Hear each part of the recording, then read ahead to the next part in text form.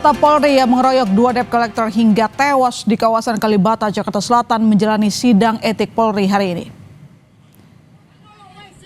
6 anggota Polri yang menjalani sidang etik ialah Bribda Irfan Batubara, Bribda Jeffrey C.O. Agusta, Brigadir Ilham, Bribda Ahmad Mars, Jul Kadri, Bribda Baginda, dan Bribda Raffi Gafar. Sidang etik digelar sejalan dengan proses hukum pidana ke-6 polisi yang kini telah ditetapkan sebagai tersangka. Sebelumnya, Mabes Polri menyebut ke-6 polisi menganiaya 2 debt collector karena tidak terima motor yang dikendarai rekannya akan diambil.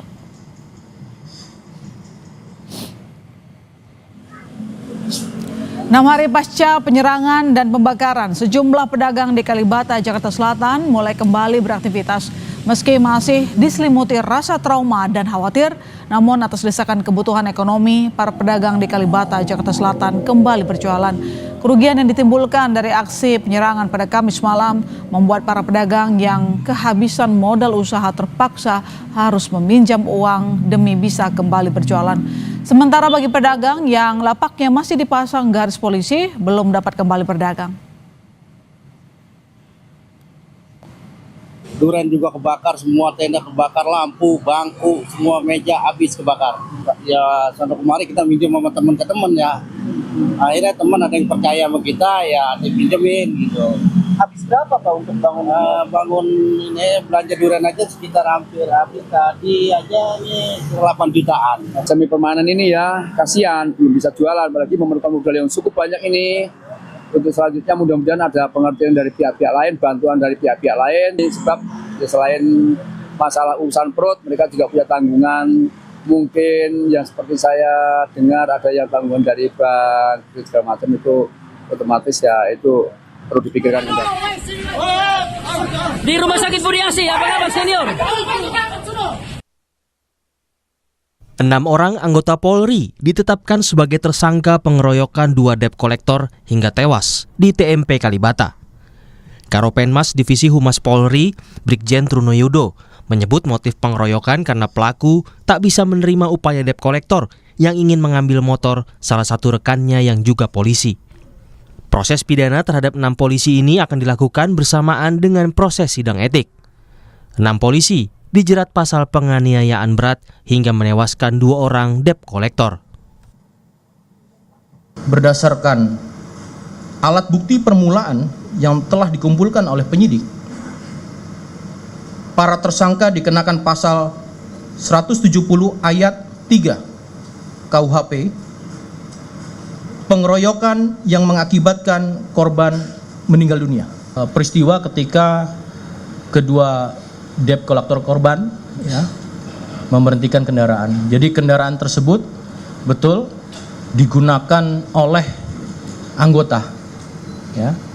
Sehingga inilah yang melatar belakangi terjadinya peristiwa tersebut.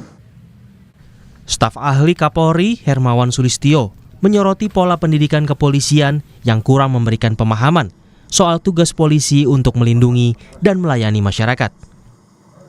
Mereka kalau baru pendidikannya hanya 7 bulan, apa yang bisa didapatkan dari 7 bulan pendidikan? Yang dan diajarkan itu pertama-tama adalah kewenangan, kamu berwenang. Yang ada adalah pelayanan, karena di belakangnya itu tertulis sangat jelas di badge logam itu melindungi dan melayani. Nah ini pendidikan harus menekankan itu, jangan menekankan pelayanan, menekankan kewenangan. Sementara jika pelaku penganiayaan sudah ditetapkan tersangka oleh polisi, pelaku pembakaran kios pedagang di kawasan Kalibata belum diusut. Polisi menyebut belum mendapat laporan terkait kasus pembakaran kios, padahal akibat peristiwa ini puluhan pedagang kehilangan pencarian hingga merugi. Tim Liputan Kompas TV.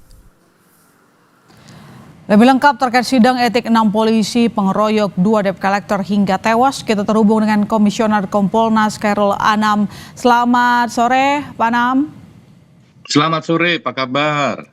Baik, semoga Anda juga sehat-sehat selalu. Terima kasih sudah bergabung bersama kami. Pertama, apa yang bisa Anda bagikan kepada kami terkait dengan hasil sidang etik hari ini?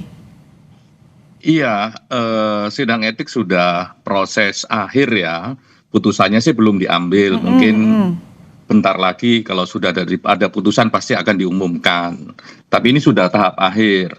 Tapi yang menarik adalah begini, ini adalah komitmen yang menurut kita Kompolnas harus kita dukung. Siapapun yang melakukan pelanggaran ya harus ditindak tegas. Dan ini malah lebih maju ya, tidak hanya berhenti di sidang etik tapi juga sekaligus secara simultan di proses pidana.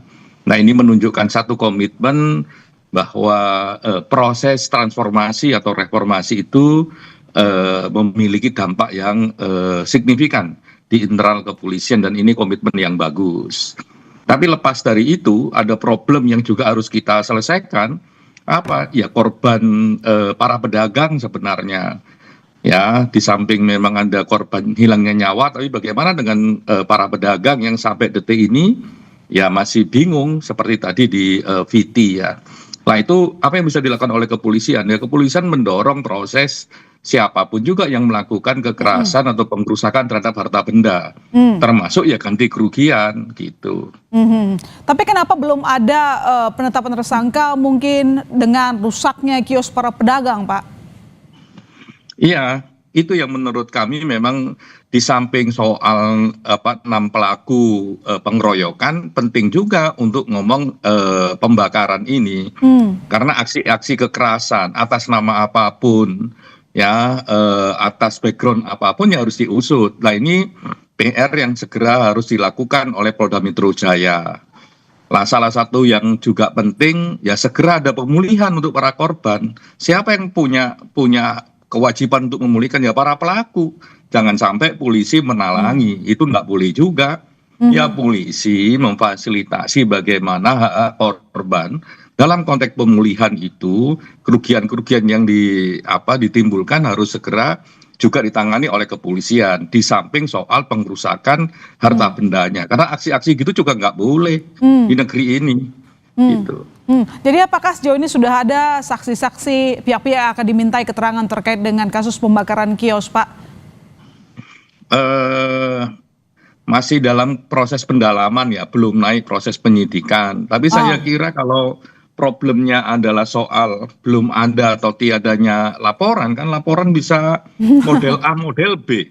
Jadi tidak perlu nunggu. Dan yang paling penting adalah bagaimana sesegera mungkin juga para korban PKL yang memiliki lapak dan sebagainya bisa segera pulih, bisa segera jualan, sehingga mereka nggak dirugikan oleh aksi-aksi yang main hakim sendiri juga gitu. Dan ini tidak dibolehkan. Jadi anggota kepolisian sudah diproses ya, bentar lagi pasti akan ada putusan yang maksimal dan proporsional. Jadi siapapun berkontribusi berat akan disanksi berat, yang berkontribusi sedang akan dikasih sedang, plus juga pidananya jalan. Tapi bagaimana dengan kerugian oleh yang dialami oleh masyarakat yang dilakukan oleh kelompok yang lain, ya harus diusut.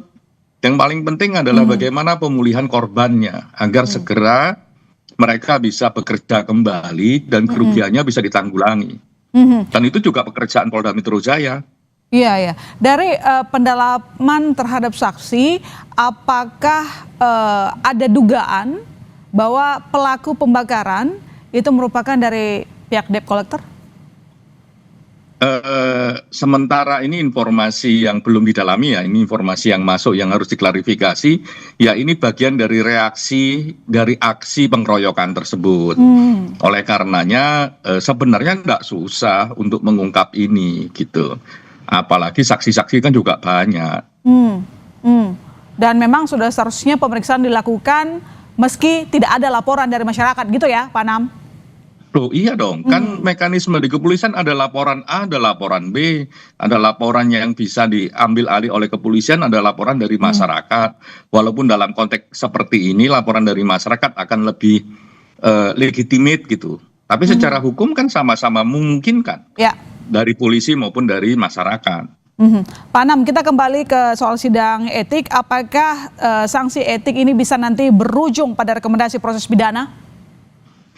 Bahkan kalau kita melihat yang ini secara simultan dan para pelakunya ini, yang 6 orang ini sudah ditetapkan tersangka, itu malah memberikan bobot terhadap sidang etik, bukan sebaliknya. Oke.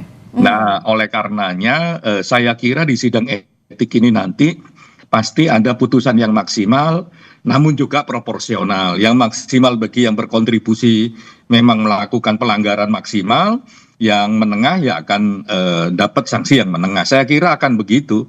Karena ini memang sudah dinyatakan peristiwanya peristiwa pidana, bahkan pelakunya sudah ditetapkan sebagai tersangka. Jadi mekanisme pidana ini memperberat, salah satu memperberat mekanisme di sidang etik. Oke, baik. Terima kasih Pak Anam telah bergabung di Kompas Petang. Selamat petang. Terima kasih, selamat